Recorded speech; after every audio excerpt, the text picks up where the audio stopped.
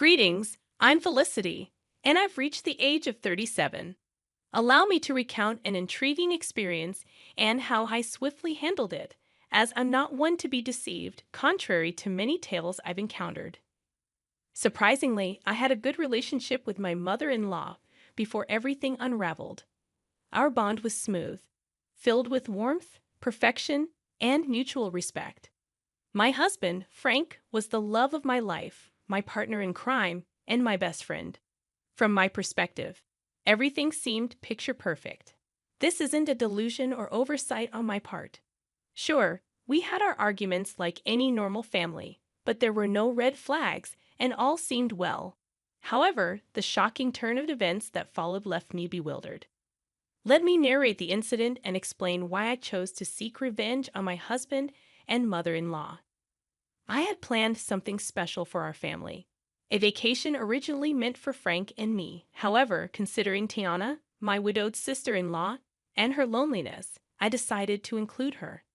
I sponsored most of the trip, covering accommodation, meals, and activities.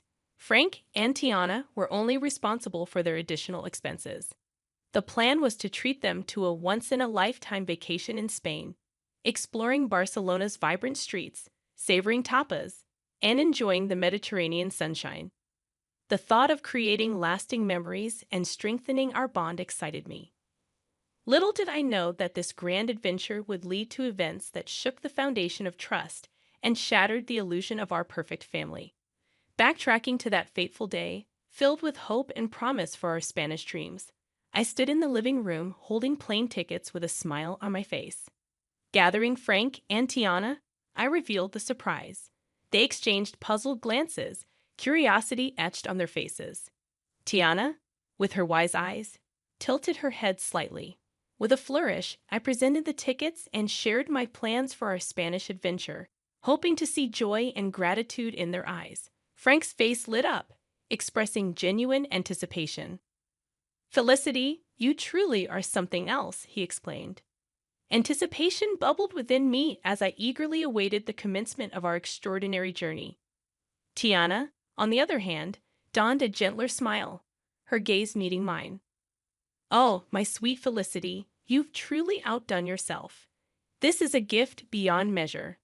"I'm deeply touched," she expressed. In that moment, pride and contentment swelled within my heart. Their reactions were a validation of the love and effort I had poured into this surprise.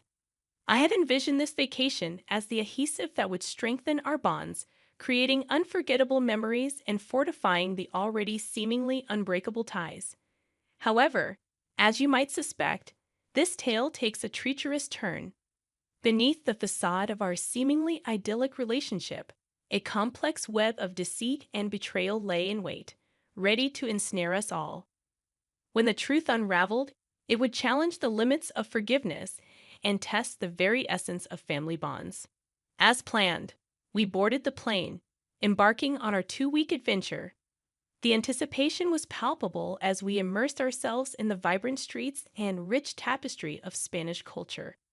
The first week unfolded seamlessly, with the flavors of paella, exploration of historic landmarks, and dancing to the infectious rhythms of flamenco. Laughter and joy filled the air, and I reveled in the belief that our bond was unbreakable. However, little did I know that a storm was brewing on the horizon, waiting to unleash its fury upon my unsuspecting heart. On a fateful Monday morning, as the sun bathed the city in golden hues, I woke up to find an empty hotel room. Confusion and a growing sense of unease gripped my heart.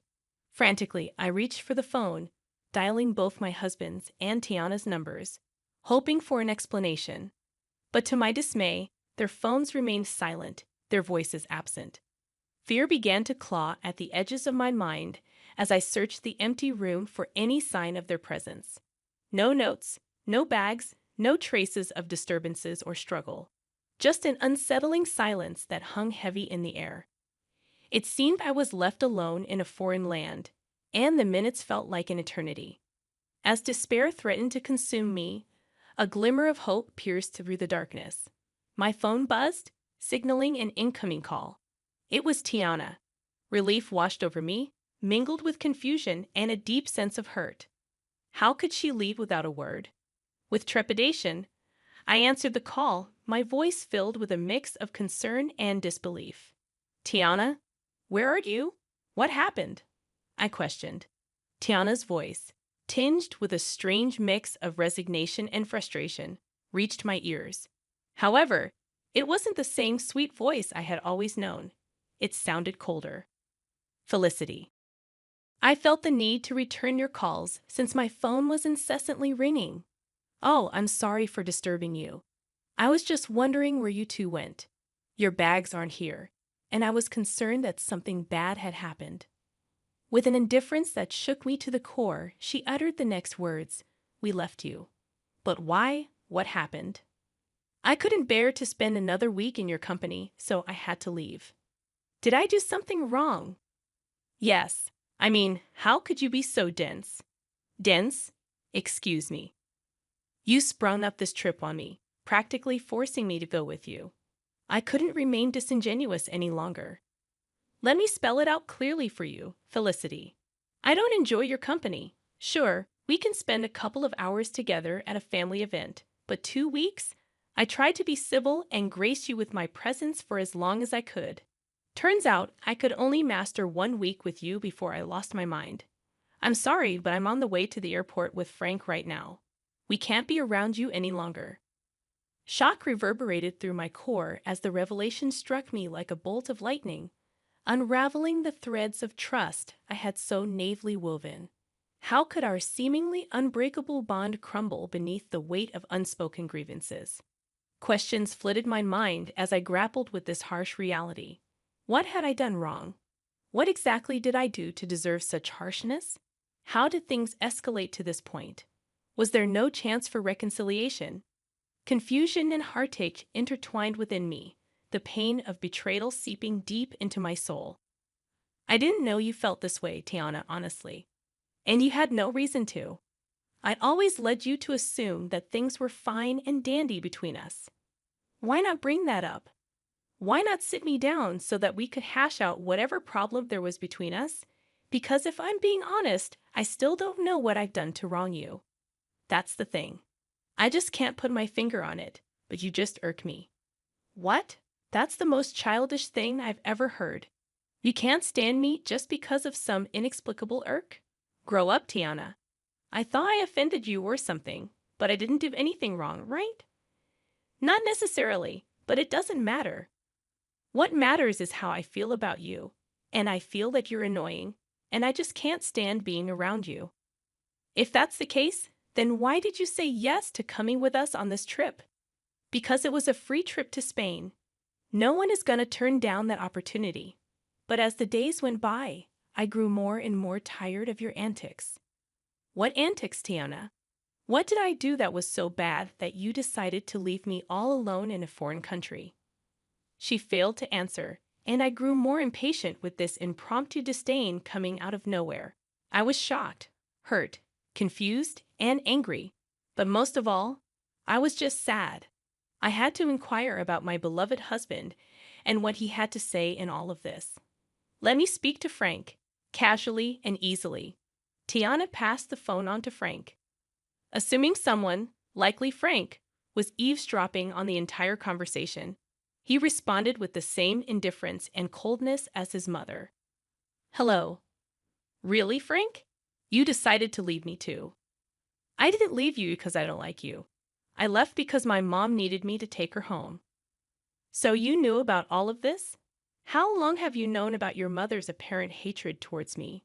For some time now. I was hoping this trip would bring her closer to you, but I was wrong. Okay, but what I'm failing to understand is why none of you approached me about this. We're all adults, meaning if there's an issue, we solve it. It's not like we haven't had arguments in the past. We sat down and solved those arguments. What's different about this time? Frank failed to answer, mirroring his mother's earlier silence. The only thing I can safely conclude about this entire stupid debacle is that your mother hates me for a silly reason, which she knows isn't valid. Maybe she's jealous of me or something. Maybe I have something she can't have. And she knows she can't speak up about it without sounding foolish. So she's beating around the bush. Am I correct in assuming that? Their resounding silence affirmed my assumption. Well, I can say that I'm honestly shocked. I didn't know that you too felt this way about me. I hope you have a safe flight back home. I cut the call, pacing around the hotel room, still trying to understand the issue. As I contemplated whether I deserved this treatment, I realized that 47 years on this planet had taught me that sometimes people hate for no apparent reason, driven by jealousy or bitterness. It's not uncommon, but the last people I expected this behavior from were my own family. After sobbing for some time, I had an epiphany, taking me back to the moment when I decided to take control of my destiny and seek vengeance against those who wronged me without cause. It was a pivotal moment that would forever change the course of my life. Wiping away my tears, a newfound determination welled up within me. I refused to waste any more precious emotions on their actions. It was time to show them they couldn't trample over my heart and get away with it. With trembling fingers, I dialed my childhood friend Arlo's number, knowing I could trust him with my darkest secrets. After pouring out my heart and explaining the painful betrayal, I cautiously asked if he could assist me in my quest for justice. Arlo, always the loyal and mischievous friend, listened intently, his voice filled with a mix of concern and excitement, reassuring me that he had my back. Felicity, my dear friend, you're a force to be reckoned with, and you know you can count on me for anything and everything. So, what are you planning on doing? Well, Arlo, you know how your construction company always has excess sawdust. Yes, it can be quite a hassle to get rid of sometimes. I believe I've found the perfect use for it. His curiosity piqued. I unraveled my plan like a carefully crafted script, detailing how we would execute the ultimate act of retaliation. Bags of sawdust would be delivered to Tiana's house, infiltrating every corner and crevice, leaving an indelible mark of chaos and betrayal. Arlo couldn't help but smile at the brilliance of my idea, a subtle yet impactful reminder to Tiana of the stress she had unleashed upon my life. Armed with Arlo's expertise and my newfound determination, we set our plan into motion. The question arose, how would we get inside the house before they returned? You need to get the spare key hidden under the potted plant on the patio. Then you'll be in. Wow, you thought of everything, huh? I'm not one to be played with. I think I'm a reasonable woman, but if they want to go lower and act childish, then I'll go even lower. Atta girl. As the hours passed, anticipation swirled within me. Arlo assured me that the mission was complete, and soon I would witness the fallout of our carefully orchestrated chaos. Then, like a sweet melody in my ear, my phone chimed with a message from Arlo. I eagerly opened the pictures he had sent, revealing a sight to behold. Tiana's once pristine home now resembled a post-apocalyptic wasteland, drowned in a sea of sawdust.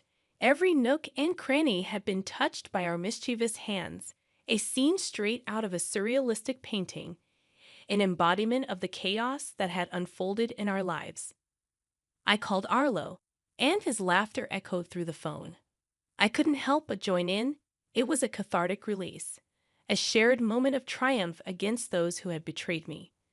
I expressed my heartfelt gratitude to Arlo, acknowledging his willingness to tread the path of mischief with me.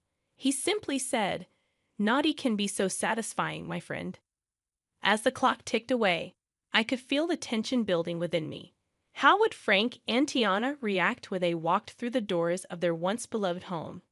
The anticipation was almost unbearable, a heady mix of nerves and vindication. I couldn't help but relish in the thought of their bewildered faces and disarrayed emotions. Hours later, my phone erupted with frantic energy. It was Frank, his voice laced with panic and disbelief as he described the chaotic scene that awaited them, the sawdust-covered house standing as a testament to their betrayal. My heart danced with wicked delight as I listened to his exasperated voice. At that moment, I knew that the message had been received loud and clear. Their actions had consequences, and the chaos they had sown had come back to haunt them. Felicity, it's just awful. Mom is in hysterics. I decided to reveal the part I played in this and said, "It serves both of you right." How could you leave me here alone without a valid reason, no less? Wake, Felicity, was this your doing? The wailing and panic in the background stopped, and instead I approached Frank's phone. I heard my mother-in-law say, "Give me that," before shouting in my ear, "How could you do this to us?" To me. I have no idea what you're talking about. Have you considered that this is just your karma? Oh, come on, Felicity. We all know it was you. Who else would have access to my home? It's very easy to break into someone's home nowadays, Tiana, especially if you don't have any security cameras installed, which, by the way, you should seriously consider doing to prevent things like this from happening again. Honestly, Felicity, how can you do this to us? When are we supposed to sleep? This sawdust is making my lungs ache. Oh, that's right. You probably forgot to get the keys to my house, huh? Well, that's a shame. I'm guessing you two are going to have to stay in yet another hotel. But for how long? Until I decide to come back from my vacation, I guess. I mean, I paid for 2 weeks after all, and who knows, I might feel greedy and decide to extend my stay. Frank then took the phone from Tiana, and she began to bawl once again, mourning her ruined furniture. Felicity, this was foul. How could you do this? I don't know why you're assuming that I had anything to do with this. I mean, how could I? I'm currently relaxing in the hotel jacuzzi. How could I have done this? I held back my laughter as the two of them were clearly confused as to what had happened, even though they suspected I had something to do with it, which I obviously did. But they didn't have any solid proof, so I basked in all the glory of knowing that they were frustrated but had nowhere to direct their anger. As I bid Frank farewell on the phone, a sense of contentment washed over me. I had taken control of my narrative, leaving them to grapple with the consequences of their actions. I know what I did was quite foul and even quite dangerous considering how old Tiana is. I mean, spending even a night in that house could lead to serious health consequences. But I knew that they wouldn't dare to dream of staying there. It was too sabotaged to be habitable. They just had to rely on staying in a hotel for a little bit longer because I didn't want my money to go to waste. I stayed that extra week in Spain, enjoying the culture as I intended, while my husband and my mother-in-law were undoubtedly worried, trying to find a cleaning company that would take on such a daunting task. I didn't know how long it would take to get the house professionally cleaned, but I knew that in the meantime, my mother-in-law would have to stay with us in my home. And I knew that she would just be irritated the whole time since she apparently can't stand my company. This should serve as a reminder to some of you that some people need to learn the hard way.